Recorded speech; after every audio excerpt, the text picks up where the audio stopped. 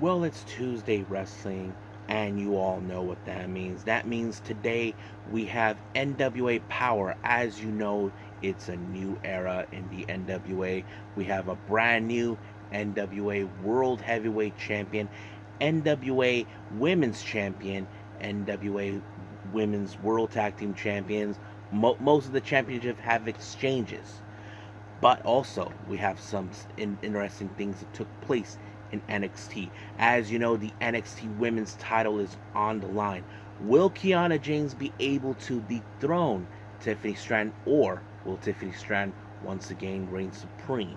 We even have two matches involving in the Global and Heritage Invitational with Group A and Group B. We'll see how this is going to go, but also don't forget we have Noam Dar keeping a close eye on this, and of course Von Wagner and Braun Breaker in a no disqualification match.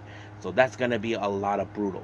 But first things first, we're going to review from this past weekend Pro Wrestling Noah. As you may or may not have been aware of, the N-1 victory is officially over. So we're going to skip day 8, day 7, and day 8. So we're just going to jump in straight to the finals. And the two finalists that made it all the way to the end, that is none other than Go Shiozaki, better known as I Am Noah, versus the most badass person in Pro Wrestling Noah. We're talking about Keno, who will be this year's winner. So that's going to be a lot of excitement. But we also have some championship matches in this one too. So we also have some news updates to tell what's been going on in the world of pro wrestling, such as what events the promotions are throwing out, who's booked, what matches are set, if we heard any signed wrestlers, any wrestlers are injured, any wrestlers who are leaving their promotions, the whole enchilada. So, let's get ready for another episode of Deleted Wrestle Zone.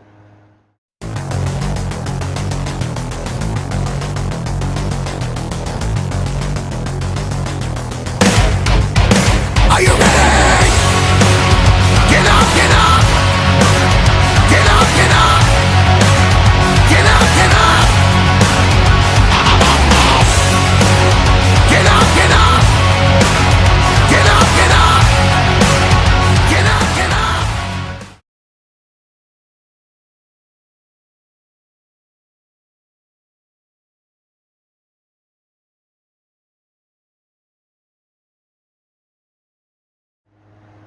Welcome everybody to Deleted Wrestle Zone, all things that is pro wrestling with AEW, NXT, New Japan Pro Wrestling, Impact Wrestling, the National Wrestling Alliance, various promotions, wrestlers, matches, and championships. I am your host, Gerard here. So, if you are new to the channel, welcome. This is a channel where we do daily reviews from various promotions from anywhere in the world, not only here in the States, but also in Japan, Canada, Mexico, anywhere in the world, and review every show they throw out from whatever promotions they're from. And of course, we have some news updates, discussions, and all this other cool stuff we do here. So if you like this channel, please subscribe to us. So click the subscribe button, and you guys will be getting a lot of reviews to take a look at. But if you also like this episode, please give us a like on the click. And if you want to leave us a nice comment, go down below and please leave it right there. Now, our very first review is the finals of the N1 victory. Now, if you guys are unfamiliarized with the N victory, if you're new to the channel, let me explain. If you're fans of New Japan Pro Wrestling, then you guys may have known about the G1 Climax, which is the annual tournament where they actually throw in who will face the top champion. This tournament only consists with a point-based system. You win a match, you get 2 points. If you lose a match, you get 0 points. But if any point of a time limit draw, you get 1 point. We're having the same thing what's going on in the Global Heritage Invitational in NXT, so you get the drift. So that's how it goes. Now, the N1 victory features only 2 blocks, A and B.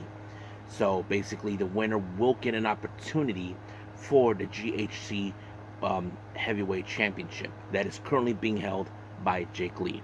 Now, let's go from the very beginning. The finals will be our main event to be watching. Now, for our dark match that they showed out, we have Taishi Ozawa teaming up with Kai Fujimura, taking on Yu Owada and, of course, the veteran Mohamed Yone. Now, I have to say in this particular match, mostly You would say that the advantage is here is a guy like Muhammad Yane, who actually has very experience, would have been picked up to win. But however, Taishi Ozawa has been a very prominent wrestler that's been people have been talking about. He was able to pick up a pretty impressive win when he applied missile dropkick onto Owada. 1, 2, 3. It was over just like that.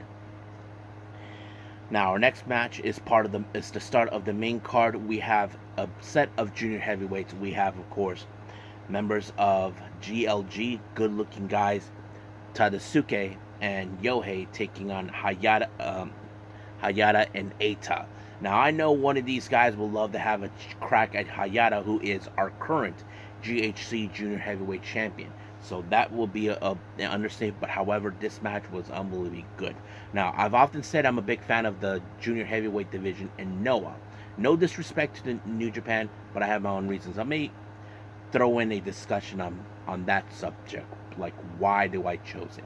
So we'll see. We'll do that some other time. But anyway, the match ended with a time limit draw, with reaching 15 minutes. However, I don't know if Yohei and Tadasuke may be able to have a conversation to have a match against Hayata, who is the current champion, but we'll see where it goes. Now, our next match, we have the Yoshis once again taking the stage. We have in a 6-woman tag team match, we have Mi Hibisquis, Yu, and Lady Destroyer Hiroyo Matsumoto. They take on Miyuki Takase, Maya Yuhiki, and Surumi Natsu, which I have to say this is an interesting because all three of these Takase,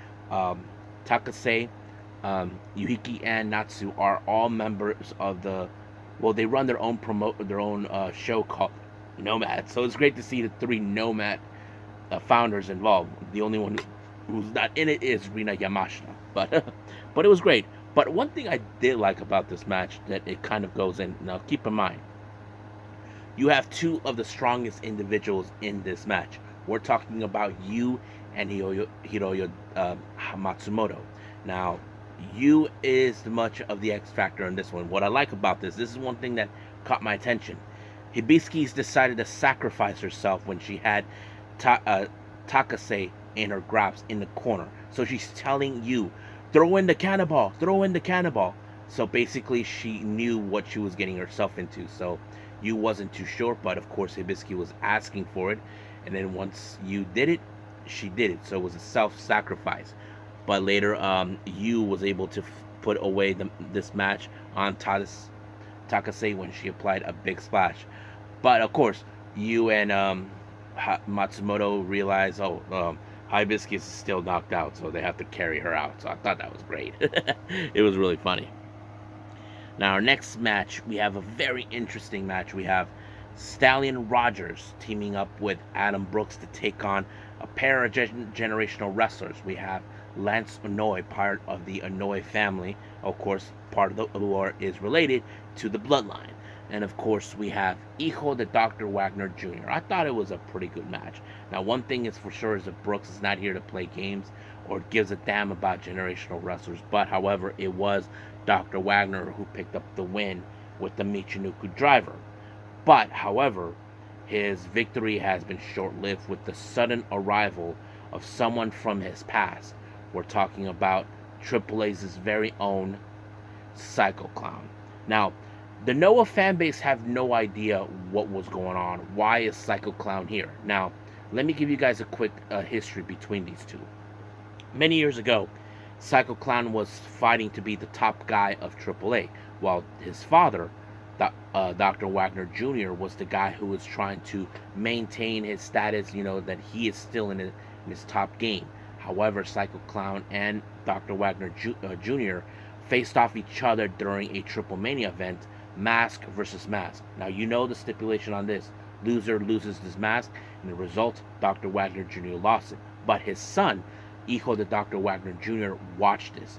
He had that sensible look in his face where he felt that his family was dishonorable after what Psycho Clown did. I've seen something like this before happen when sons witness their dads lose their mask. Prime example, Santos Escobar. If you guys remember, he went by a different name. He was known as El Hijo del Fantasma, son of the ghost. he lost his match to LA Park, but his son did this. He looked at LA Park and tells him, like, I'm gonna kill you. So it's more like a revenge setting that I want to take back. So basically, in this story with Dr. Wagner Jr. and Psycho Clown, it's like this. Psycho Clown is saying, hey, don't forget, I'm coming for your title, because if you remember, I'm the one who unmasked your father, and I can do the same thing for you, taking off the title. So he even declared himself as the next challenger. So that match will happen later on this month in September. So if you're unfamiliarized with the whole thing, there you go. Now, our next match is a very interesting one. We have Seki Yoshioka, Shuji Kondo, and Manabu Soya. They take on Junta Miyawaki, Hajime Ohara, and of course Katsuhiko Nakajima. Now, if you may have noticed, certain members in these matches are former members of Kongo. I mean, we have Kondo, Manabu Soya, Ohara, and Nakajima. So they were all members. But what was really interesting is this match. It was, of course, Nakajima who applied a crash driver onto Miyawaki. So I thought it was a very interesting match. So it was pretty good. I have to say, a great match. Now, our next match is a four-way survival match. Now we have a pair. This is all pair of junior heavyweight competitors. We have Alejandro, Alpha Wolf, Dragon Bane, and Ninja Mac. Now, I know many people would have assumed in this type of match, Ninja Mac was going to be the primary winner. But we have seen a lot of progress with all four of these guys. I mean, I'm not saying I'm picking a favorite, but people would have imagined that Ninja Mac, who has been well recognized in Noah, would have been the winner. But in this case, it was Dragon Bane with a shooting star press that picked up the win by pinning Ninja Mac. So he could be in the conversational, for a shot of the GHC Junior Heavyweight Championship against Hayata. But we'll see how that goes. But don't forget, Alpha Wolf is his brother. I forgot the name of their tag team, but that's how it goes. Now, our next match is another pair of six-man tag team match.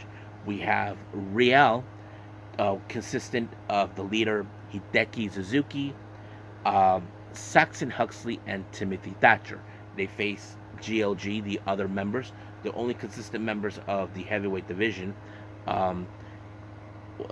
Jack Morris, Anthony Green, and of course the current GHC heavyweight champion, Jake Lee. Now, this entire match was mostly focused on Jake Lee and Suzuki. They were going back and forth on this one. So basically, Suzuki would want to have a shot of the GHC heavyweight championship. I don't know why Suzuki was not involved in the N-1 victory, but however, he seems like he wants to get his hands on that title. But the one thing that was very interesting, it was, of course, Anthony Green pinned Saxon Huxley. So he picked up a very good win. But the honest opinion to me on this match, Green pinned Huxley. Huxley and Timothy Thatcher are the current GHC heavyweight tag team champions. So that means that possibly Jack Morris and Anthony Green could cash in an opportunity to challenge Huxley and Thatcher for the GHC tag team championships. So that's only a matter of time if they decide to do that. But if I was a betting man, I'm saying they will win. They'll probably cash it in and they issue themselves the next challengers. Now, our next match is a championship match. Our only one for today is the GHC Junior Heavyweight Tag Team titles. Our challengers are none other than Hiroki and Atsushi Kotoge. Now, these guys won this opportunity during a 4-team tournament. They face against the members of Singer, Daga, and Chris Ridgway. I have to say the match was pretty good. It was a pretty good match, a very solid one. Not the best, but it was a pretty good one.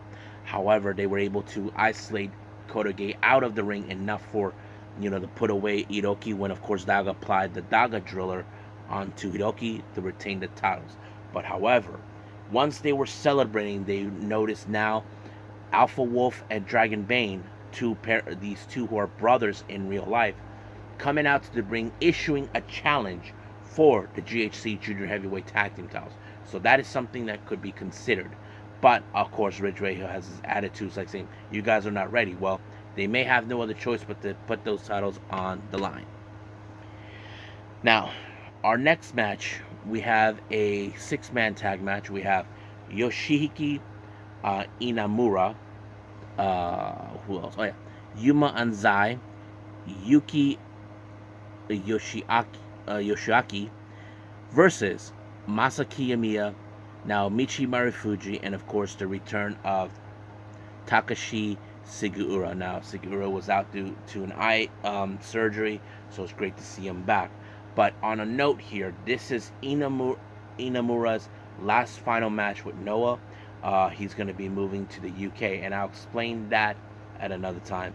But the reason he's moving to UK, as you know, 2 weeks back when All In was happening in the UK, it appears it brought in a buzz into him, like saying, "Hey, I'm gonna go to England. I like what I see down there in England," so that's why he's doing it. But however, he had to face against his seniors. We're talking about now Michi, Sugiura, and of course Kitamiya. So that's kind of interesting to see them. But it was of course Sugiura with the Olympic slam onto Inamura to pick up the win. So I thought it was impressive. Now our next match is a GHC martial arts match. Now it's not a title. We have Josh Barnett, who we've seen mostly help out with the Young Lions at the LA Dojo. He faces against Masakatsu of Funaki. I thought this match was going to throw in a lot of the martial arts standards, but I did not expect blood coming out. But however, the ref had to make some stoppage of this match. Basically, the match was given to Josh Barnett, just like that. But he did state it in his promo that he would like to have one last match against him. So we'll see what happens until then. Now our next match is tag team action. We have Yoshinari Ogawa teaming up for the first time in several years with a familiar face, and he is the current IWGP World Television Champion. We're talking about Zack Sabre Jr. They face Rohei Oiwa, who just recently is currently on excursion from New Japan. He teams up with the Supernova, Kaito Kiyomiya. Now, Kiyomiya met Oiwa during his time at the G1. Many people can argue that he might have been scouting for people that will love to come to Noah. So I think Oiwa played that pretty well. So he teamed up with them. But however, you probably would have thought in your mind, because Oiwa has a bit of the lesser experience than any wrestler in the ring, would have been the factor. But no, it was of course Kiyomiya with the Shining Wizard at least 2 times that put away Ogawa to pick up the win.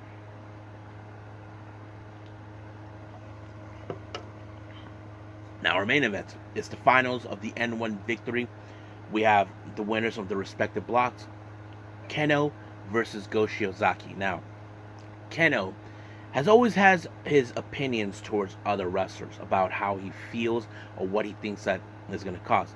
He thinks that Go Shiozaki, who has been a veteran in the pro wrestling world for a long time, doesn't have it in him anymore. Like, he feels like he has lost his strength, his ability, and all that. But Shiozaki in this match refuses to show him that he was wrong, that he was right. So he was never giving him the satisfaction. But it only took a moonsault by Go Shiozaki to pick up the win against him. I thought that was a pretty impressive. So he wins the match. But the honest question is, when will he challenge Jake Lee for the title? So that's yet to be determined. Hopefully we'll find out soon enough. And I think that's pretty much it with Pro Wrestling Noah. It's time for NWA Powerrr.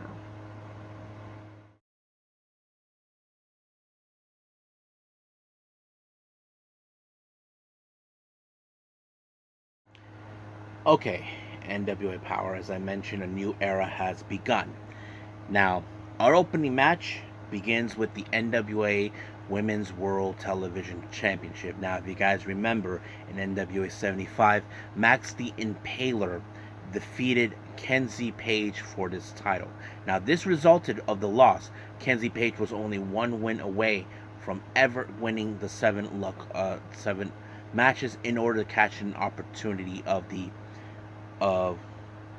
having a shot of the Burke. However, we all know what happened. She weasel politicked her way into enter that match, and of course eventually won. But Maxie Impaler, I know for a fact she's not that stupid.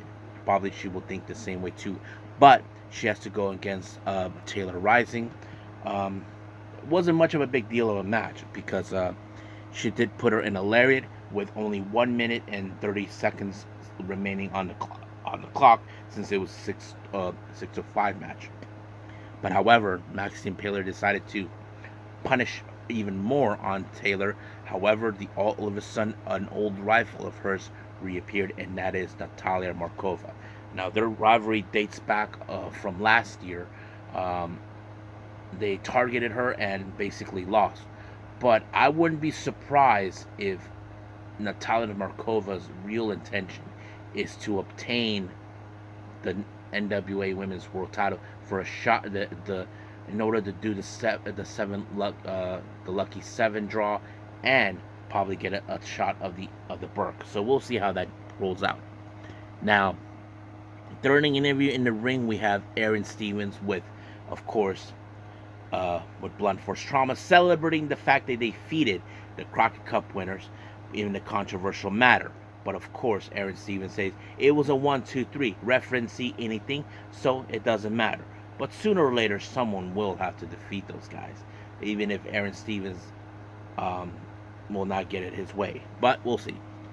Now, our next match, we have the Immortals, consistent of Kratos and Odinson taking on the Outlanders, Turbo Floyd, and Truth Magnum. I have to say, seeing Odinson and Kratos actually teaming up is a very interesting match because they have teamed up before, but it seems like now they're well established as a tag team. I'm sure that sooner or later they will be in the conversation for the tag team titles. That is something that could possibly happen. But however, in this match, it was a great teamwork when they put away Turbo Floyd in order to pick up the win. So, pretty impressive on their part. Now, during an interview in the back with Sam Latina, she interviews the returning of Zicky Dice. Now, Zicky Dice, as you know, we haven't seen him. Last time he was here, he was in fact, how do I say? He was dismissed due to his behavior, but due towards Nick Aldis or something. But now that he's gone, now he's back. But he did stated that he wants to have the one title that he felt that he lost, and that was the NWA World Television title. That's currently being held by, of course, what's his name, Tom Latimer. So we don't know when will that happen, but it could happen next week. Now, next interview with Kyle Davis, Pretty Powerrr. As you know, they have all titles in their possession: the NWA Women's World Championship and the NWA Women's Tag Team titles. However, they're saying that no one will ever beat them, saying that they don't have no one in the locker room has the capability to dethrone them. Well, don't say that, because one thing I do know, I hate to be Kenzie Page, because if Maxie Impaler wins Lucky 7, she could cash it in and challenge her. I would say Kenzie Page, this will be the last thing she would want to see, but we'll see when that happens. Now, our next match is former teammates Brady Pierce versus Rolando. I don't know exactly what happened between those two, but it seems like things didn't go well for them. But Brady Pierce applied a pretty high elbow drop onto Rolando to pick up the win. Now, our next match, we have Koa Laxamina with his valet, talking about Ricky Morton, who will be the ref for next week's match, where he teams up with Kobe Carino. They take on Joe Alonzo and Homicide. Now, he made some fantastic points about that match. He knows that he's facing Joe Alonzo and Homicide, but if he knows, do you guys saw what happened in NWA 75? Alonzo and Homicide, they practically try to kill each other, but Alonzo was the one who picked up the win. So he does valid point the possibilities that team could, dissolve. But he's teaming with the current NWA World Junior Heavyweight Champion, Kobe Carino, so he knows he'll be fine. But I wouldn't be surprised if he would ask Kobe down the line for a junior heavyweight championship match. But we'll see. Now, our next interview, which is our final one, we have, of course, EC3, saying all this and that, and that he will be a fighting champion, that sort of thing. So I'm looking forward to see what he's going to do now as the NWA World Heavyweight Champion. Now, there's going to be a brand new pay-per-view that will be coming out in October called Sareee. I think that's what it's called. It's going to take place in Cleveland, Ohio. So we'll see what happens. Now, our next match, we have our main event, the Fixers, LLC taking on Southern Six. I think this is a pretty good match where we see Southern Six are now trying to establish themselves. Now, keep in mind, Billy Silas is now the new NWA National Heavyweight Champion. But as you know, Colby Corino lost his title. I wouldn't be surprised if it will be going for other titles, like the tag team titles. Well, we don't know, but we'll see what happens. But it was, of course, Kerry Morton with the kiss it goodbye onto what's his name? This guy, masked wrestler in the Fixers. I don't know who he is, but yeah. So that's how it ended with Colby Corino and Southern Six picking up the win. So I think that's pretty much it with NWA. So let's move on with NXT.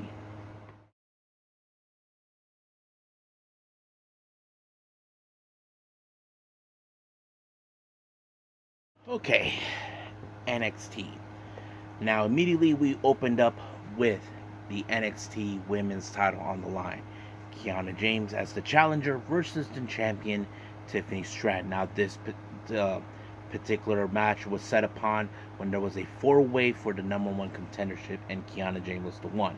But as I said before, can Kiana James dethrone Tiffany Stratton? Well, that was a very honest question.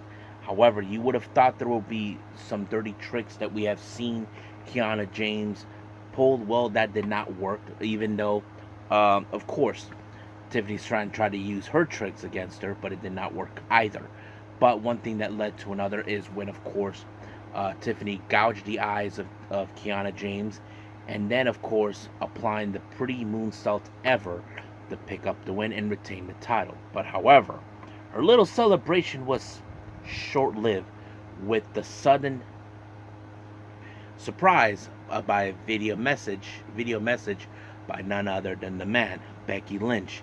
I think no one expected it, but however, it appears that Tiffany did not expect it either. But Becky Lynch did indicated that she has held every title there is except one, and that is, of course, the NXT Women's title. So I'm sure Tiffany Stratton is now threatened because, Becky Lynch, who is well recognized in the main roster, heading to NXT, possibly would have been considered that as a threat. So this match will take place next week. So we'll see how this turns out. Now, as you witnessed last week, Diamond Mine are reinstated. They're back. However, the tag team division are now on notice. As you may have been aware, Diamond Mine are the Creed brothers, or should I say, that now they're making their play for the NXT tag team titles. But however, of course, welcoming them is none other than the family. So they did even thank them for looking out for Ivy now when they weren't there. But however, here comes Malik, Blade, and Anova Edris trying to, saying why should they have. So they're trying to plead their cases. Now, through the entire time, we've been seeing that as well. I mean, we did see. Hold on, let me look back at my notes. Other than those two, we did see Walker and Ledger. They even asked them, "Have you guys ever fight each other before?" They said they have because they're brothers. And of course, Bronco Lima and Lucian Price showed up. And then later, we did see, of course, another moment. Who was it? There were other people that we did see that showed up. I'm looking. Oh yeah, of course, we did see the Garza and Cabrillo, and then it all turned into an all-time brawl between the tag teams. So I think the honest question is, who's going to be the one to crack against, the family. Well, we'll see how that works out. Now, our next match, we do feature Ilya Dragunov versus Oro Menza. Now, this set upon about a week ago when, of course, Oro Menza claims that he can beat Ilya Dragunov, but the dragon, as you know, cannot be slayed.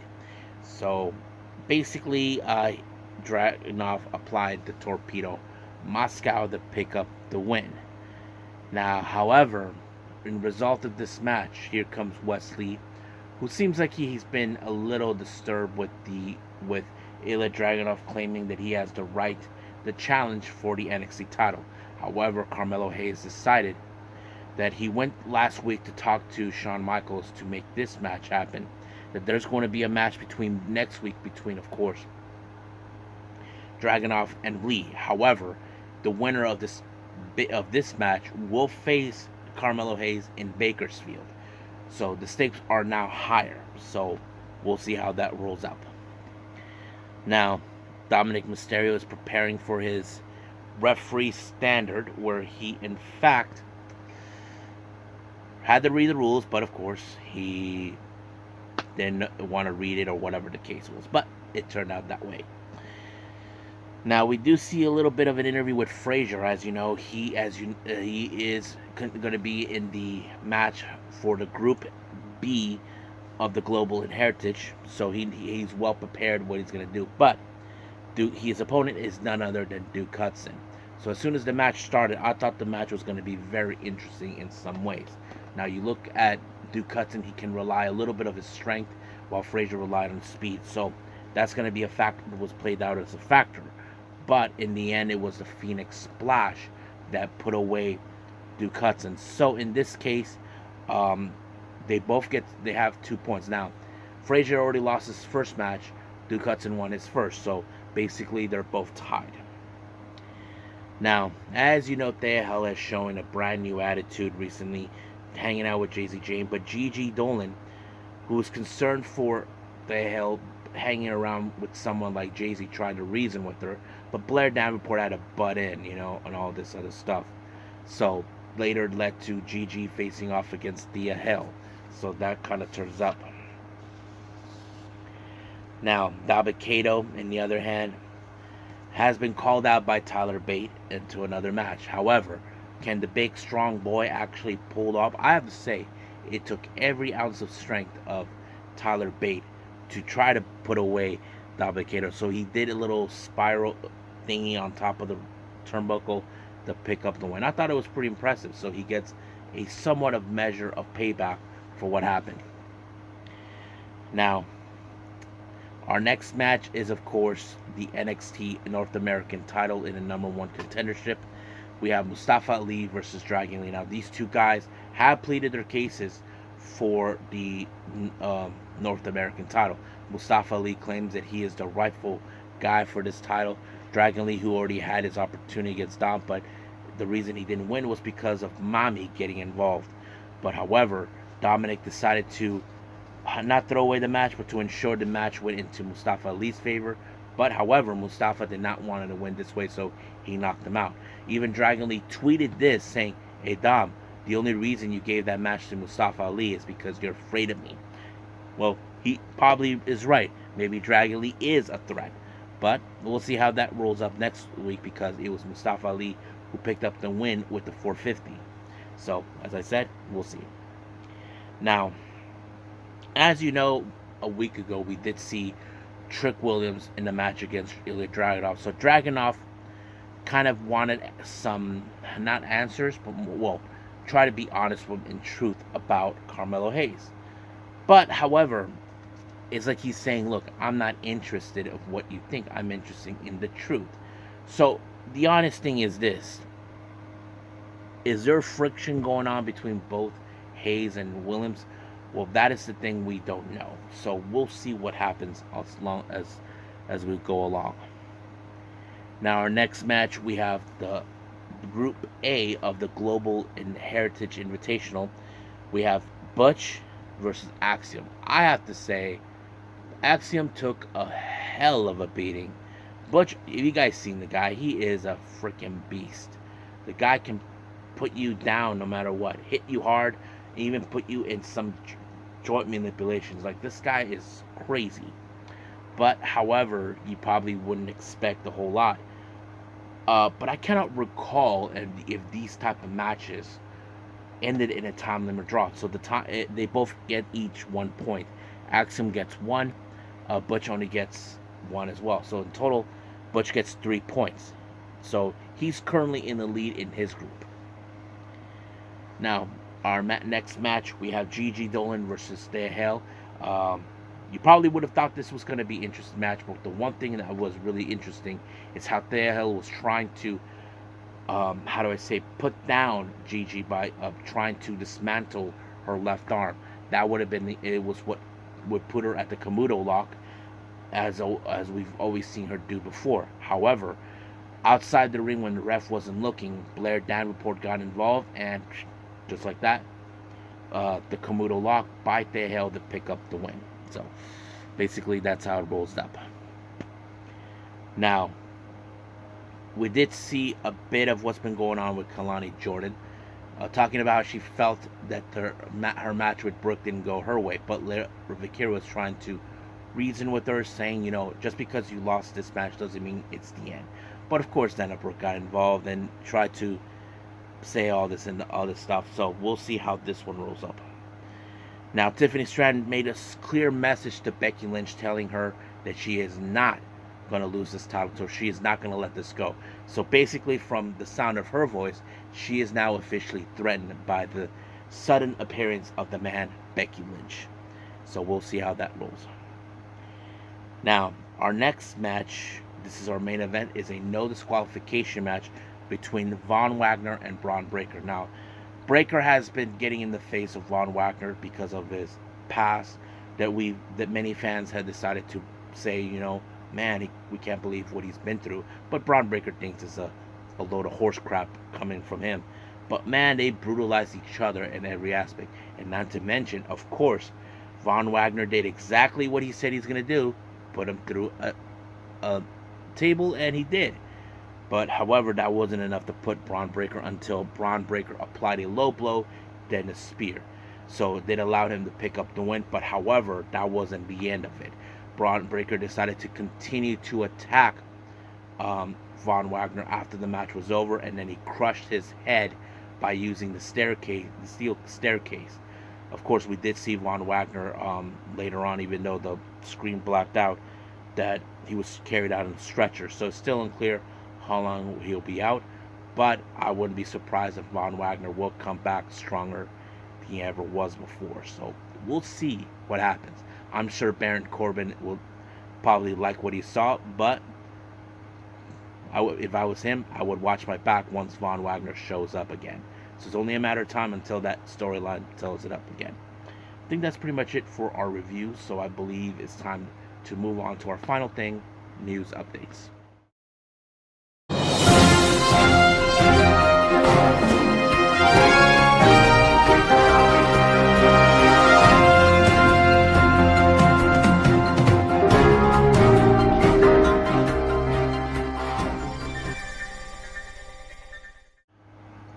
Okay, so welcome to our news update. So this is what we do have for everyone, what's been going on in the world of pro wrestling.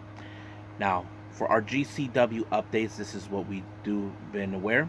As you know, they will be in the UK later on this month. It was announced that Jordan Oliver on the 16th of September will be in action, taking on Man Like Darius. So that's going to be a really good, fun match. Now, later on in this month, GCW will make their way to Germany for their show on September 22nd for Long Live GCW. It was announced that Bussy will be in action to take on Second Gear Crew. So that's going to be a lot of fun. And of course, in October, on October 14th, Blood on the Hills 2 will be taking place. However, they did announce that Santana Jackson will be there. So we'll be returning. I can't wait to see what he's going to do. Hee hee. Now, Prestige Wrestling, as you know, we have some interesting developments for their upcoming show later on this month, on the 29th of September. The Respect the Issue show, there's going to be a 4-way match. Diego Hill versus Travis Williams versus Alan Angels versus Jordan Cruz. Yeah. Jordan Cruz, if you guys don't know, he's a native from here, from San Diego. So I'm so happy he's going to be there. Also, for that particular show on Respect the Issue, the Prestige Championship will be on the line. Alex Shelley defends it against Breeze, or should we call him Tyler Breeze, as we know him. Now, as you know, Spark Joshi Puroresuof of America has announced their return for an upcoming show in Orlando on the 14th of October. We already announced Ram Kaicho and Saki Yamashita will be there. Well, they announced Sumi Sakai is going to be there, so that's going to be great to see. Now, New Japan Academy will do another showcase show in October on the 7th. They just stated that Rocky Romero, DKC, Bateman, and various others will be taking place, so you should check that out. Tokyo Super Wrestling has announced a very interesting thing that it was announced on by the end of this month of September 30th. 4 wrestlers will be in singles action, and they will making their way to Shanghai, China. Yes, there has been wrestling shows in China. The last thing I remember, they have the OWE. We don't know what happened with them. We don't know if they're still active. That's the thing that we just don't know. The last thing we do know is that they shut down their operation once the whole thing with the COVID happened. But it's great that they're going to have Tokyo Super Wrestlers are going to be there. They announced Mizuki, Nao Kakuta, Yuki Aino, and of course, the cutest in the world, Maki Ito. So there's going to be 2 single matches taking place. Just don't know exactly what the matches are going to be, but I'm sure we're going to enjoy hearing about it. Finally, as you all know, Julia named Sareee, or as we know her in NXT, Sareee, as one of the potential competitors for her strong championship defense that she could have. Sareee did had an interview with BBM Sports saying that, she would like to have a match in the future against Julia, since we know that she nominated her. So it's still unclear when will that happen.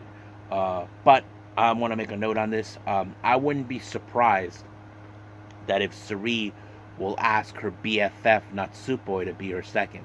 Yes, folks, Natsupoi and Sareee are best friends. They stayed in touch when Sareee left Japan to go to the United States. That will be one thing. The reason behind this match that is happening is because we know for a fact that Sareee wants to gun for the IWGP Women's title, Mayu Iwatani style. So better for Julia to have this person challenge it. But however, what made her a potential challenger was because Sareee defeated Arisa Nakajima for the Beyond the Sea Championship. So that kind of match put her on discussion by Julia to, I want to challenge you. So there's still no word yet. Now keep in mind, we're still continuing with the 5-Star Grand Prix. We do have a pay-per-view show from Stardom later on this month. I don't remember when, but yes. So that's pretty much what we have for our news update. So I think it's time to call it a day. Well, I hope everybody enjoys this episode coming up. As you know, we have AEW Dynamite. Now, keep in mind, they're just entering the fallout. Once after they've done All Out, we will see what happened. So there's a lot of things that will be taking place. However, we do know they have been announcing for the upcoming tournament for a chance to take on MJF for the AEW World title. We will find out more information about that this coming week. There's a lot of things that will be taking place, so we will see what happens. We do know it was announced that Moxley will defend his international championship since he defeated Orange Cassidy. So we'll see what happens until then. Now, I haven't decided yet if I want to see. I know I'm a bit behind with the All Japan shows, but we'll see what that turns around. But for now, I'll see you guys in the next DWZ time. Same DWZ channel. I must bid all of you adieu. So, goodbye. Mwah. And have a nice day. Bang.